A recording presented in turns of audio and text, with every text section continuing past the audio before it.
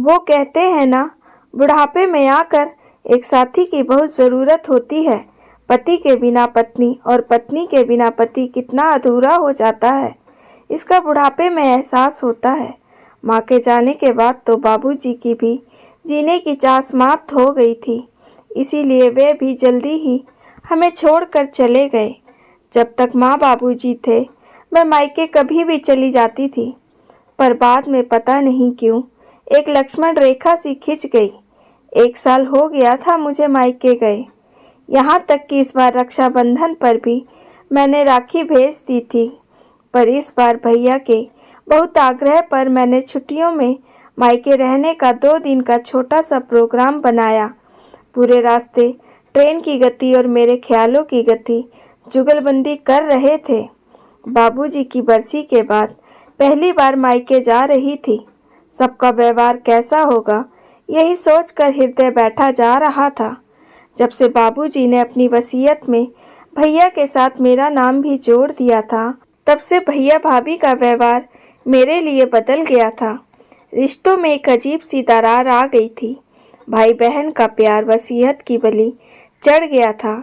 अरे बेटियां अपने मायके सिर्फ अपने माता पिता भाई भाभी का स्नेह लेने के लालच में मायके आती हैं। उन्हें सिर्फ यही लालच होता है कि उनके मायके के द्वार उनके लिए सदा खुले रहे। यही सोचते सोचते रेलगाड़ी रेलवे स्टेशन पर पहुंच गई थी। भैया स्टेशन पर मुझे लेने आए थे।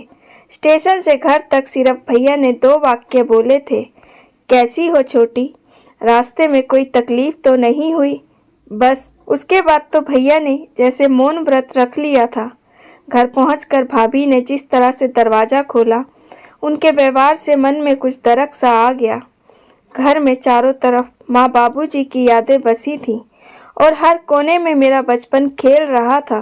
वो बचपन जिसे मैं सहेजना चाहती थी, फिर से जीना चाहती थी, जिसके लिए मैं मायके आई थी। हर बेटी की तरह मुझे भी मेरा मायका जान से ज़्यादा कीमती था। वो 2 दिन मुझे अपनों के बीच परायों जैसा लगा था। आंखें बार बार छलकने को बेचैन थी। रात को खाने की टेबल पर मैंने कमरे में पसरे मौन को तोड़ते हुए बोला, भैया कुछ बात करनी है। बोल छोटी। वो बाबूजी की वसीयत के विषय में। देख छोटी, इस विषय में मुझे कोई बात नहीं करनी।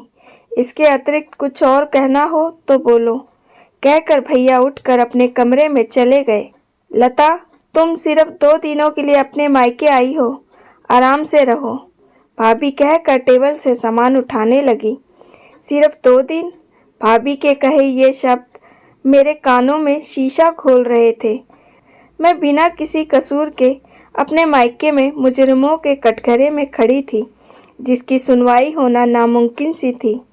जिस घर में मैं पली बड़ी, वो घर मेरा मायका अब मुझे पराया सा लग रहा था। जैसे तैसे 2 दिन गुजार के अपने घर वापस आ गई। अपने घर वापस पहुंचते ही भाभी का फ़ोन आया।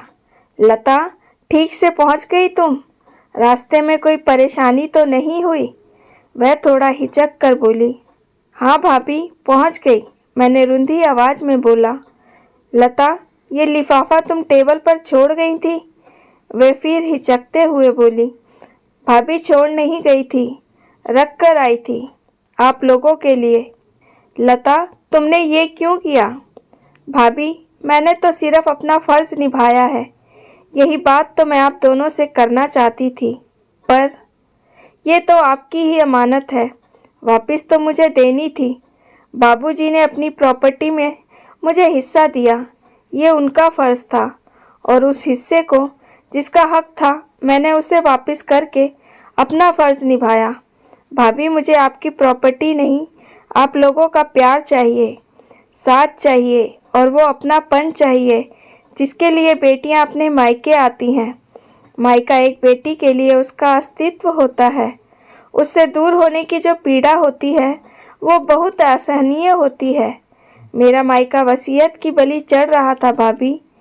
ऐसी प्रॉपर्टी का मैं क्या करूँगी भाभी, जो मुझे मेरे मायके से दूर कर दे, मेरे भाई को मुझसे दूर कर दे। मेरे लिए ये पेपर्स बोझ थे। मैं तो पहले ही आपको देना चाहती थी, पर मायके के रास्ते जाने पर कदम थम जाते थे। भाभी, मुझे कभी भी प्रॉपर्टी का लालच नहीं रहा। मुझे तो सिर्फ मेरे मायके का लालच था। मुझे तो सिर्फ मेरा मायका चाहिए, कहकर मेरी आवाज़ मेरे गले में अटक गई। छोटी, तू कब इतनी बड़ी हो गई, पता ही नहीं चला। तेरी बातों ने मुझे बौना कर दिया। हम तो स्वार्थ और गलतफहमी की आग में अपने रिश्ते स्वाहा कर रहे थे। मुझे माफ़ कर दे छोटी, तेरा मायका तेरा है और तेरा ही रहेगा। दूसरी तरफ से भैया की आवाज़ सुनकर अब तक आंखों में रुके मेरे आंसू अविरल बहने लगे। दोस्तों, आपको ये कहानी कैसी लगी? लाइक करें और कमेंट करके ज़रूर बताएं और चैनल को सब्सक्राइब करना बिल्कुल ना भूलें। मिलते हैं एक नई कहानी के साथ। बहुत बहुत धन्यवाद।